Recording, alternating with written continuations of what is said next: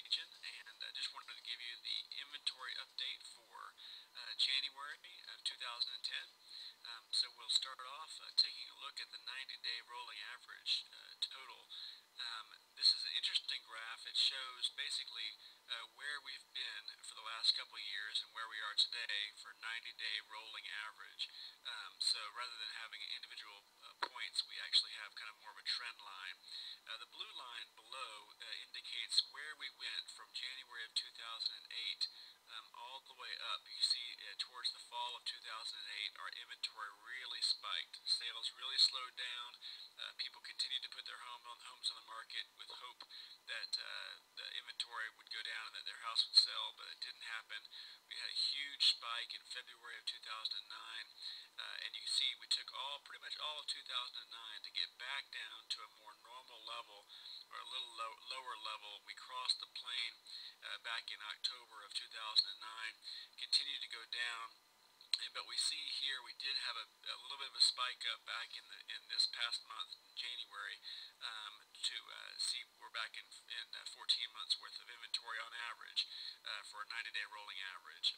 So let me look at the individual months and see how that played out for January. These are the individual months. It's not a 90-day rolling average. You can see this data goes back to the end of 2007, where we went down a little bit in inventory.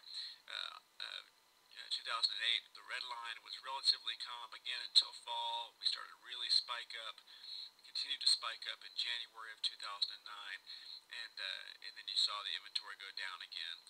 Now we can see we did have a spike up to an average of 17 months in January as an actual months. So we are much higher than I was hoping to be for January, but I do think that we're going to have a little bit better February and March and April as we get ready for those tax credits to come into play. Let's take a look at the number of closings that we had. Again, this is several years worth of inventory, and you can see here how each year got progressively fewer and fewer closings. The top blue line is 2006, then we went down a little bit lower in 2007, and then down a little bit lower in 2008, and even down pretty low in terms of the number of closings in 2009. You can see here towards the fall of last year we did have a good opportunity to go a little bit higher than the previous year, which is nice, and we still have higher than the previous year in terms of closings in January of 2010 compared with January of 2009. So that's a positive sign. Again, still not anywhere really near where we were at the level of 2008 or even 2007. So we still got some ways to go to completely recover and get back to where we were. The number of new listings, again, kind of a similar type of pattern. We had a lot of new listings in 2007, and to kind of take advantage of the bubble that was going on. 2008, which is the green line, we had fewer new listings. In 2009, again, fewer new listings.